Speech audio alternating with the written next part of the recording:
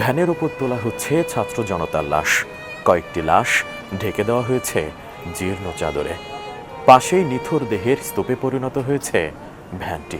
শুধু তাই নয়, মরদেহগুলো ভ্যানের উপর তুলে পুড়িয়ে দেওয়া হয়েছে বলে দাবি করা হচ্ছে।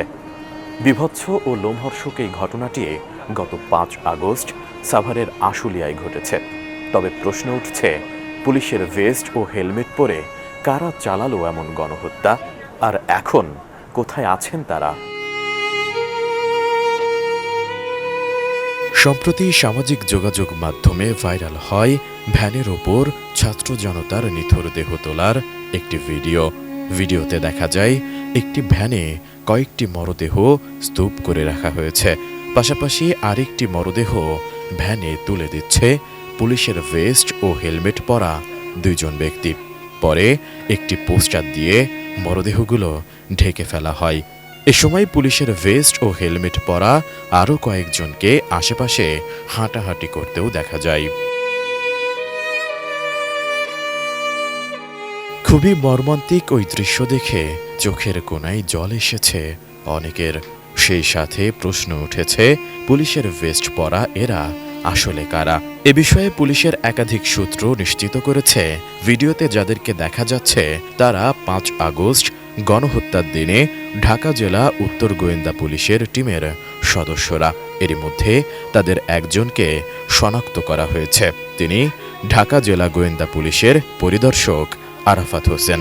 বিষয়টি প্রকাশ্যে আসার পরে আত্মগোপনে চলে গেছেন তিনি সহ ভিডিও চিত্রে থাকা অন্য পুলিশ সদস্যরাও। এদিকে বীভৎস ওই ভিডিওটি মূলত বৈষম্য বিরোধী ছাত্র আন্দোলনের সময়ে নিহত কয়েকজন ব্যক্তির, যাদের নাম পরিচয় এখনও জানা যায়নি।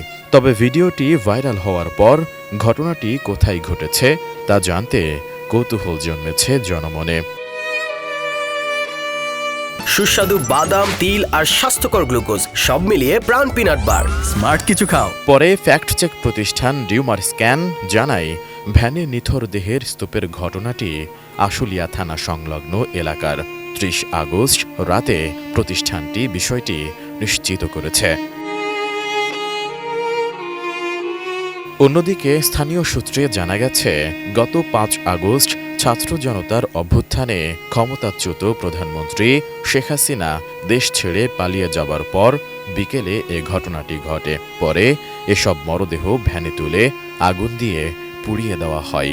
গোপনে ধারণ করা ওই ভিডিও ফুটেজ পর্যালোচনা করে স্থানীয় গণমাধ্যম কর্মীরা বলছেন, গণহত্যাকাণ্ডের পারিপার্শ্বিক প্রমাণ মুছে ফেলতে রহস্যজনকভাবে রাতারাতি থানার পাশের সামনের দেয়ালের রং মুছে তা পরিবর্তন করা হয়েছে। এছাড়া ঘটনাস্থলের আশেপাশে থাকেন এমন ২ জন নাম প্রকাশ না করার শর্তে দাবি করেন, ভিডিওতে দেওয়ালে থাকা পোস্টারে যাকে দেখা গেছে তিনি আশুলিয়ার ধামসোনা ইউনিয়নের ৭ নম্বর ওয়ার্ডের মেম্বার পদপ্রার্থী আবুল হোসেন ভূঁইয়া। তবে গণহত্যার বীভৎস সেই চিত্র মুছে ফেলার প্রচেষ্টায় সেই পোস্টার এখন সরিয়ে ফেলা হয়েছে। গত ১৮ জুলাই থেকে ৫ আগস্ট পর্যন্ত বৈষম্য বিরোধী ছাত্র জনতার আন্দোলনে সাভার ও আশুলিয়ায় পুলিশের গুলিতে মারা গেছেন ৭৫ জন। গুলিবিদ্ধ হয়ে হাসপাতালে চিকিৎসা নিয়েছেন ৪.৫ শতাধিক মানুষ, যাদের অনেকেই চিরতরে পঙ্গু হয়ে গেছেন।